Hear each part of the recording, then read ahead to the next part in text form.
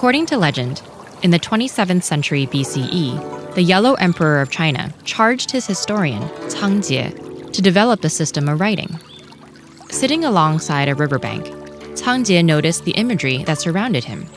From this, he created the first Chinese characters. And that night, the sky rained millet while ghosts cried, fearing their actions may now be condemned by the written word. We can't say for sure whether this story is true, but the earliest artifacts containing Chinese characters date to the Shang dynasty, around 1250 to 1050 BCE, still making it one of the earliest forms of written language.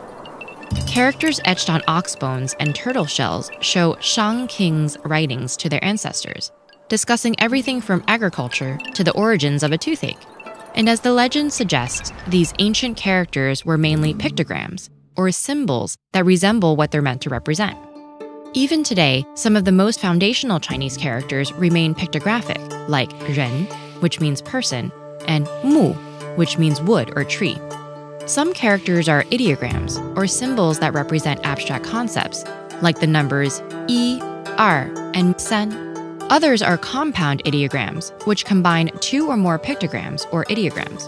For example, xiu places the character for person next to the character for tree and means to rest. However, most modern-day characters are known as logograms and are constructed of two components, a radical component, which gestures at the meaning of the character, and a sound component, which hints at its pronunciation. And all characters are built from a variety of strokes, which are often simplified to 8 basic types. There are 214 radicals, each with its own definition. Some can stand alone, while others cannot. For instance, the radical ru, written on its own, means sun. It's also used in characters with sun-related definitions, such as xiao, meaning dawn.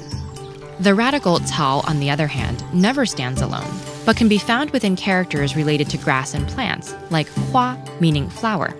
And the radical shui, meaning water, always stands alone, but has a variant that is used when it's part of more complex characters like he, meaning river. Radicals can appear in different positions, to the left, to the right, above, below, or even surrounding the rest of the character. There are many more sound components than radicals, with estimates ranging in the thousands. Similar sounding words often share the same sound component, and their radicals help shed light on their meanings. Take feng and feng. The radical shan means mountain, which hints at the first character's definition, summit. The radical in the second character, chong, means insect, and together with the sound component means bee. While many words in Chinese sound similar, just like in other languages, context or tonality helps clarify their meaning. Yet how each character is pronounced depends on dialect, which varies across the country. So conversations in Chengdu may sound vastly different than in Nanjing, but in both places, the written language is the same.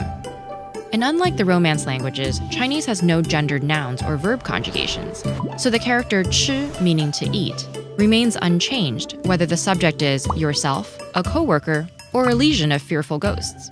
To indicate the past, a marker like le can be added, so I eat bread becomes I ate bread.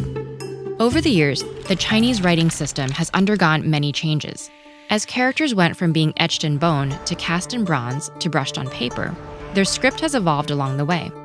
In the 1950s and 60s, the Chinese Communist Party introduced new simplified versions of the traditional characters, which are now standard in China, though traditional characters remain in use in Hong Kong and Taiwan.